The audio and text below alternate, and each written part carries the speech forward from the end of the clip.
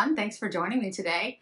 If you are new to the channel, you won't know that this is a little bit of a different video style for me, but I'm trying out some new things, and whether or not I continue to do this type of format will depend on all of you and whether or not you like this type of format.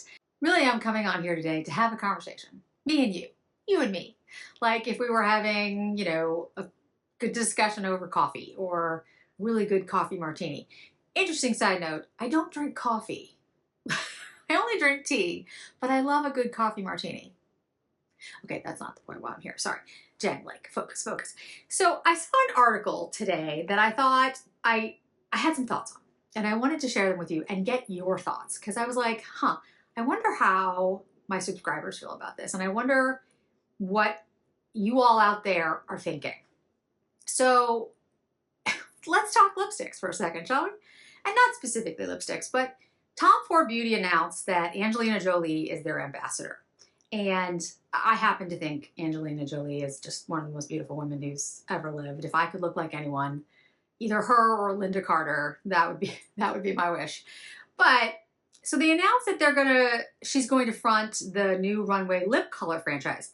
That rolls out September 3rd. So it's the Labor Day weekend. I'm going to have a bunch of videos talking about like fashion and stuff, because Labor Day weekend is the weekend where all the sales start, all fall starts. So I think it's interesting that they're releasing their lip color franchise that weekend. It makes a lot of sense.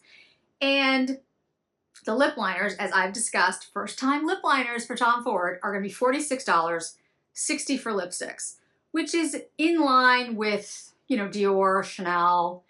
I think it's interesting because actually Chanel and Dior have sort of delved into the very expensive, high-end, like $100 lipstick thing. So does Clé de Peau. So Tom Ford is keeping it expensive, but not ultra expensive.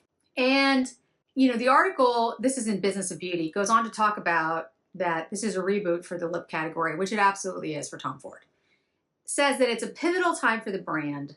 In its full year 2024 earnings, parent company Estee Lauder, because Estee Lauder owns Tom Ford, net sales for makeup from Tom Ford Beauty decreased, primarily driven by the underperformance of its lip category.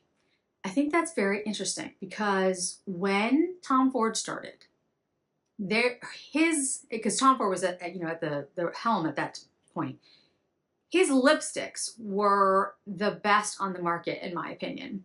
I bought so many that I ended up actually having to throw out, because the formula was excellent, but it went bad very quickly. He reformulated those lipsticks, and the second batch, was also amazing. And some of the shades were just, for a beauty lover, I have to say, like, I had worked for Chanel. Tom Ford was our main competitor, really. And at the time, Chanel lipsticks were pretty good, but don't tell Chanel, but Tom Ford lipsticks, the original ones, or the second original ones, I think were the best, some of the best that were ever made. And the shades were just amazing. There's a couple of shades that, of course, don't exist right now. I'm hoping some of them will be in this relaunch, but they were just amazing. Like I bought so many, and at the time, guys, I could not afford them. Like, they were not in my price range, and I bought them anyway. So yeah, they were just amazing. I think this is a really interesting time in the beauty business. And it wasn't just this article. It was this article and then another article, an op-ed in the Business of Fashion. This was the Business of Beauty that talked about the Tom Ford announcement. But Business of Fashion talked about the lipstick index. If you're not sure what the lipstick index is, basically it was something that Estee Lauder coined, the term. And it basically said, when the economy takes a turn for the worst, consumers choose affordable luxury, affordable treats like lipstick. So when the economy gets bad, people buy more lipstick. And that was true since it was coined. I think it was beginning of the century, 2001, beginning of the century, that sounds so weird, but 2001 from Estee Lauder. And so now when we see China having some difficulties financially, and there's a lot of fear for the US recession, the idea is that people would be reaching for lipsticks again, which is why I think there's an expectation, at least from the beauty business side of things that lipsticks will once again be a focus. And I think we've started to see a little bit of that with Tom Ford re-releasing, relaunching, and investing in Angelina Jolie. And then Dior has come out with new lipsticks and lip liners. We also have Chanel coming out with new lip liners and, really focusing on avant-garde types of products. And when they released their new cream to powder blushes, they didn't increase the price. So I think a lot of brands are gearing up for, if not a recession, definitely a downtick in spending. A lot of articles have talked about how the combination of China's economy and the US has led to beauty brands rethinking their strategies for 2005 and beyond. So when it comes to the lipstick phenomenon, the lipstick index, this article from Beauty of Fashion, this is an op-ed piece, basically said that might not be as pronounced this time, though, that the phenomenon of the lipstick index might not work as well as it has in the past, and went on to say that years of blockbuster growth in the beauty industry means there may be less need to stock up. Women did indeed buy more lipstick as well as fragrance and pricey hair serums when inflation surged and incomes came under pressure last couple years. Shares in Charlotte Tilbury owner Puig Brands SA have fallen about 5% since their debut in May, and independent names, including Rare Beauty and Makeup by Mario, have recently been exploring exits. It's hard not to think we've reached peak beauty. Skincare, however, cosmetics and scents have been on a tear for the last 5 years. Pandemic lockdowns sent everyone reaching for face masks and moisturizers, so true. And we just rediscovered perfumes as a way to lift our moods. I absolutely agree. I've always been a lover of perfumes, but I bought a lot more during the pandemic. Hair care has done extremely well. And Dyson Airwrap, for example, there's a new one out in the market now that has like a different color. That is how, people ask me about my hair and how I get this look, if you will, with my hair, and it's all Dyson. It's all Dyson products. Hair care, like what I use, shampoo and conditioners and stuff, if you're interested in all that, I'll share it with you. But those sales have been, doing extremely well, while beauty has been struggling. The other part of beauty, makeup, has been struggling a little bit more. And there's a feeling across the board, whether you're reading Business of Fashion or Editorialist or Who What Wear or, just Forbes, that the beauty market has maybe reached a pinnacle for a little while. And, I've been talking about that here, saying, hey, I have too much stuff. And some of it has to do with just my life and things that are changing. I've got some good videos coming up soon talking about all that. But I think it's also a feeling of, all these years of all these fast and expansive releases, Dior coming out with so much all at once, things dropping left and right. It wasn't like it was in the old days where you'd have a summer collection, a fall collection, a holiday collection, and that was it. And you just, you anticipated that one collection and saved up for that. Now it's like every day there's something new. And it doesn't give you the same feeling of exclusiveness or excitement or quality, frankly, that it used to. And so it'll be really interesting to see if the economy does go in the way that many folks feel that it will continue to go, which I hope it doesn't, whether the lipstick index continues to work, if it continues to be accurate, because a lot of these brands, I think, are banking on that. I think they're banking on beauty being a relatively safe investment, and that people will turn to the $50 lipstick instead of the $5,000 sweatshirt or, whatever it is that has become extremely popular. I think we're also seeing it a little bit in resellers. So I'm a strong believer in pre-loved luxury. I think if something is a really well-made product, like an old Chanel bag, it really keeps its structure, its quality, and its value, actually. I don't mean value like financially. I mean it as in the styles are universal and unique, but classic. So that a bag made by Chanel in 1980 is still as beautiful in 2024. So I do tend to buy a lot of pre-loved luxury. One, because I feel like it was made better, and two, because of the pricing, to be very blunt. And I'm going to do a video on that as well, talk about how my strategies for acquiring those types of pieces and what you need to do to make sure that you get the best deal and that you get the thing that you actually want to get. So I've been noticing though that lately even resellers have been challenged in selling, and that there seems to be a lot more on the market, like a lot more Birkins, a lot more Kellys, a lot more Chanel bags than there ever has been. And I think it's because some people are selling their collections. Now, I actually am going to be doing a declutter pretty soon. Again, I won't talk about it in this video. But it's for a very different reason. It's life changes.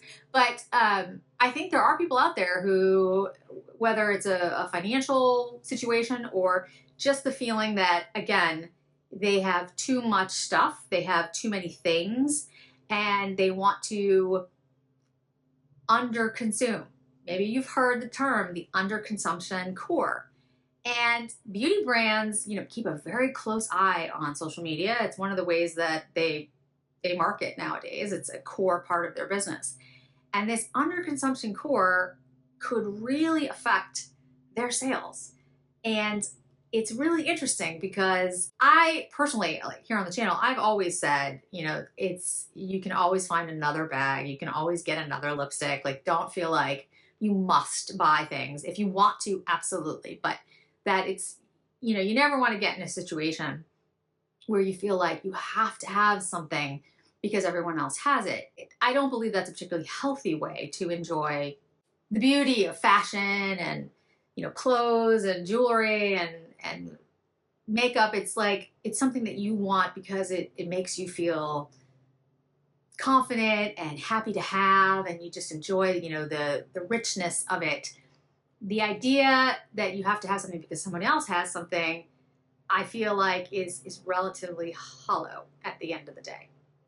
So that trend, that underconsumption core trend, now I tend to make fun of the whole trending thing, like mob wife aesthetic and, Barbie core. But I will say that they absolutely, those trends, those hashtags definitely can go extremely viral and influence the way that people buy.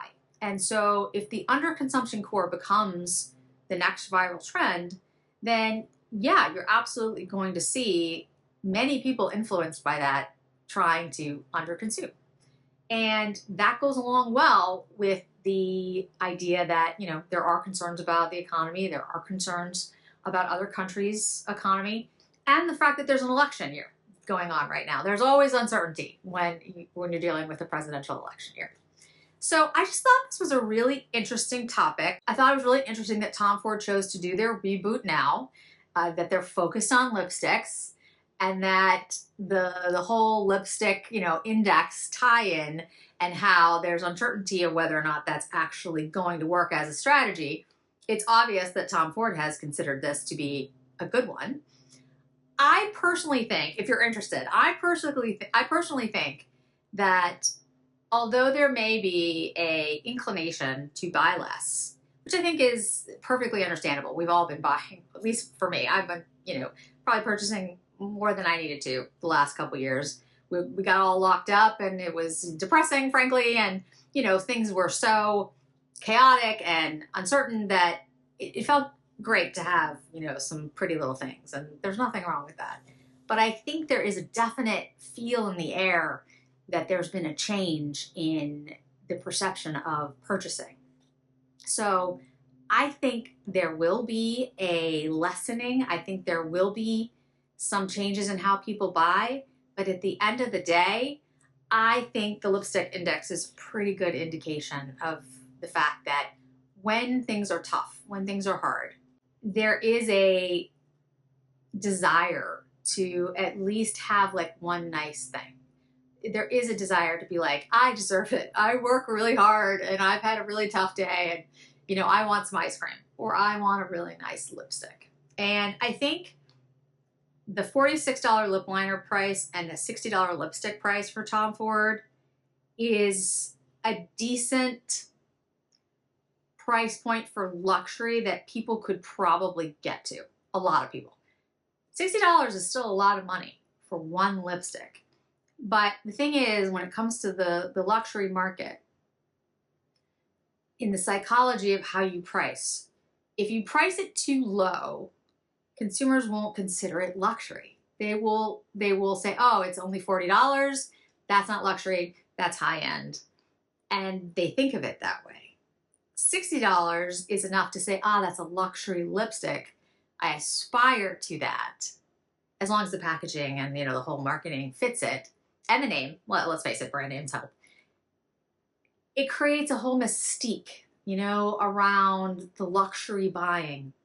And the fact that you buy this lipstick can bring you into that world when, frankly, the real life around you might not be as great at the time. So I personally think it will continue. If we do see difficult economic times ahead, I think the lipstick index will hold and lipstick sales will continue to go up.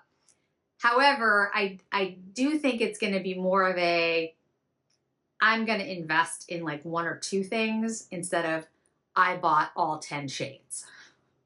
That's my take. I would love to hear from all of you whether you think that the Tom Ford launch has something to do with the whole economic discussion about the lipstick index and, you know, banking on that being a core part of their business. Just happens to be when Tom Ford decided to relaunch. It was just something that ended up being at about the same time as all these economic worries. Whether or not you intend to buy less or more, and not just lipstick, but, you know, luxury items in general. Whether you buy lipsticks for the reasons that I was talking about, like, you know, things were tough, you had a rough day, and a Tom Ford lipstick, you know, makes you feel a little bit better, which it does for me. Yeah, I'm really interested in this topic because I've started to see a lot of articles, like I said earlier, on this, around this area, and the beauty's, you know, image of being recession proof and whether that really is true.